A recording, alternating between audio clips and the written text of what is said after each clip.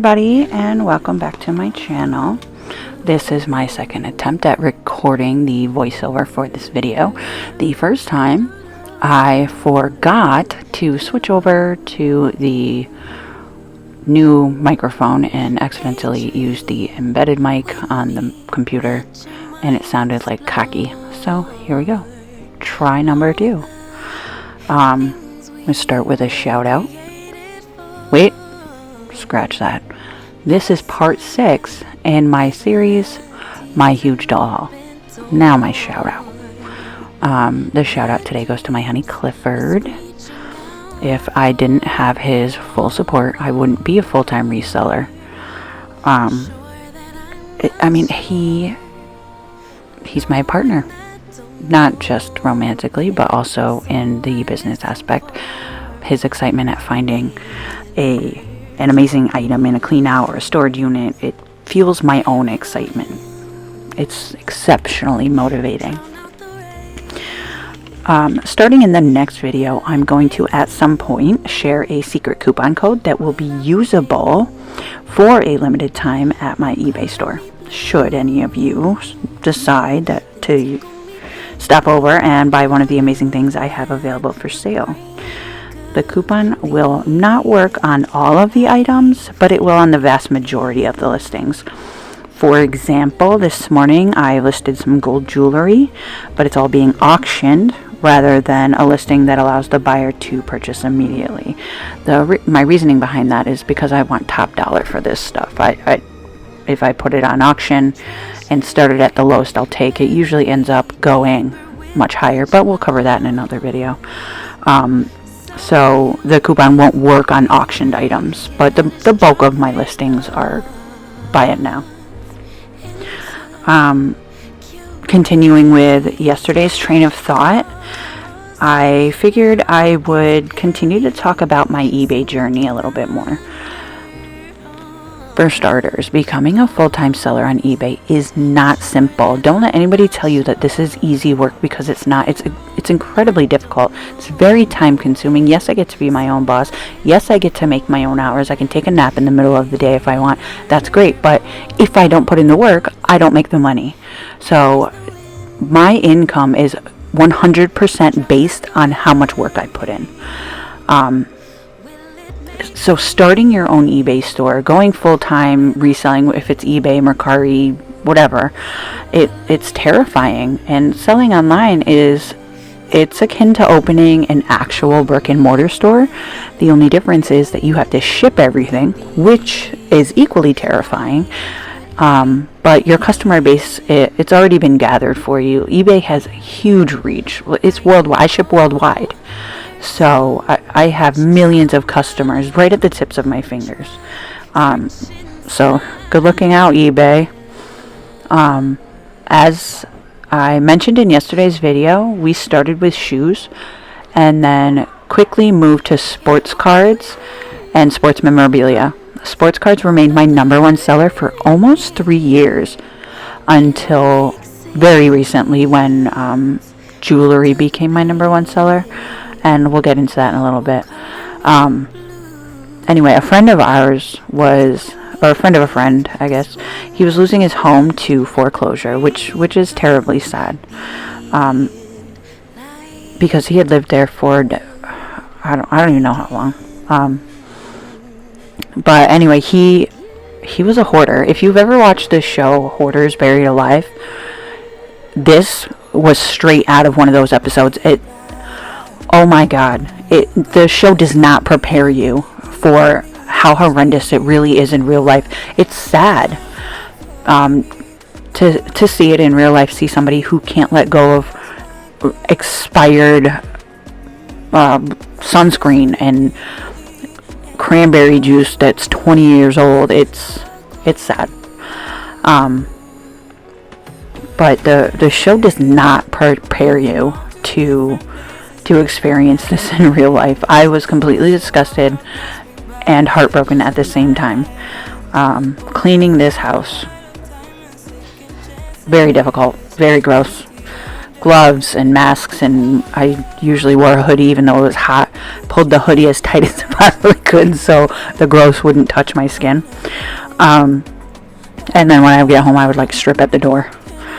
Anyway, it got us started on the path of kind of dipping our fingers into several more pots. And it was because we weren't getting paid to do this. It was a friend of a friend. We were doing it out of the goodness of our hearts. But we also knew that he was going to share some of his belongings with us because he couldn't take them all where he was going. Like it was either get them out of the house or give them to the new owner. So the first big haul we got from him was jewelry, and I segued from being hyper focused on the sports cards to jewelry. Now gold sells itself, little to no effort. You put 10K, 14K, whatever in the title of your listing, and people are going to jump. They're going to start sending you offers. They're going to start begging you to sell it to them for a different price. We'll cover that later in more detail in a different episode. Sterling silver right behind it requires a little more effort, but not as much as other things. Watches, people love watches. The older the better. Pocket watches will bring more money than a wristwatch. Anyway, I really kind of rabbit trailed there. Back to the Hoarder house. Tons of jewelry. I mean, there was tons of everything. The guy collected everything, to include trash and cats. Most of the jewelry was vintage costume jewelry. You know, like sparkly rhinestone stuff from the 50s, big gaudy plastic, ugly 80s jewelry with those really kind of vibrant highlighter colors. Tasseled silver purses from the 20s, like really beautiful stuff. Handmade antique African necklaces, gorgeous wooden beads and the trade beads, big beautiful statement pieces. Not my taste. I kind of wear really simplistic stuff, but absolutely beautiful things. The best part of all this jewelry, my personal favorite part, was being able to pick through and add to my own jewelry box, really. The blue ring on my right hand, the blue and silver ring, I got it out of one of our visits to the Hoarder house. In the beginning of our jewelry journey, I didn't really know what I was doing. Again, I mean, who knows what they're doing when they first start something? Nobody really goes into it knowing everything. I mean, I still don't know everything. I've learned something new every day. It's incredible. I love it. I will never ever pretend or claim to be an expert in any of the things that we sell. So again, I didn't know what I was doing. I was selling watches and jewelry for pennies, like 25 cents. Sure, you got 6 pieces, I'll sell to you for $1. So after accidentally discovering that some of these bandless watches that didn't tick anymore, and some of that god ugly costume jewelry, like some of this stuff from the 80s, crusted with rhinestones, giant, obnoxious. Anyway, I accidentally found out that they were desirable, so then I started closely inspecting each piece. I tried not to think about how much potential I had let literally walk out the door, even though it's really difficult not to, but really, what's the point of wasting my time focusing on something that I can't change? And that goes for every aspect of our lives. It's hard, but you gotta do it. So, anyway, I sold this brooch and earring set at like 50s, maybe early 60s. But I sold it for like $40 or $50. It was kind of lime green rhinestone, very sparkly, not my style, but I sold it, and she immediately sent, as soon as she received it, she sent me this really great thank you note. I loved it. It was amazing. And I felt like it was a huge sale. You know, money's subjective. $1 is a lot to one person and pocket change to another, but it it definitely jump-started my motivation to start learning more about vintage costume jewelry designers. Like, for example, did you know that Chanel made costume jewelry? Like, crappy costume jewelry turns your skin green. But Chanel, I mean, who knew? I didn't. Not until I started looking up every little piece of jewelry that I touched. Eventually, the new owner of the Hoarder house took over, and our free inventory source died, which, as disappointing as it was, I was kind of glad that it was over because it was gross. I did not lack for inventory though, because we did get a lot of really great stuff from this house.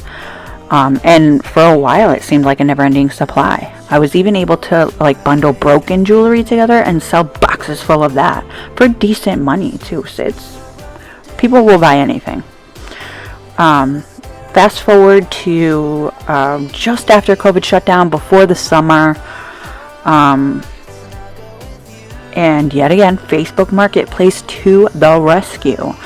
A woman just about an hour away from us was selling a very large lot of jewelry. We made the trip, and it was beautiful. We spent a while chatting. I got to pet a very excited little doggy. We exchanged info, and this became a monthly routine, like almost monthly. She would let us know when they had a ton of jewelry. We would drive down, we'd have lunch together. They'd give pastries from the local pastry store, amazing stuff.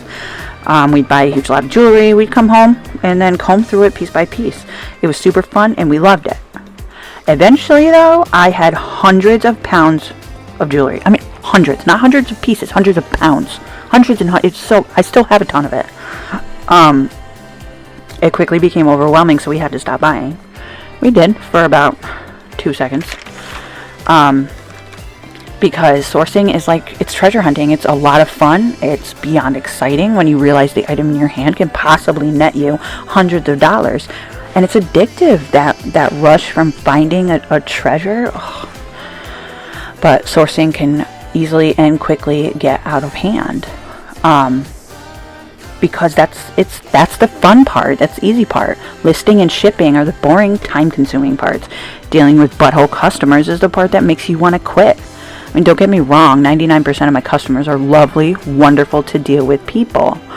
But as with everything, there is that 1% of people who make you want to stab your own eyes out. It's an unfortunate side effect of having to deal with people on a daily basis.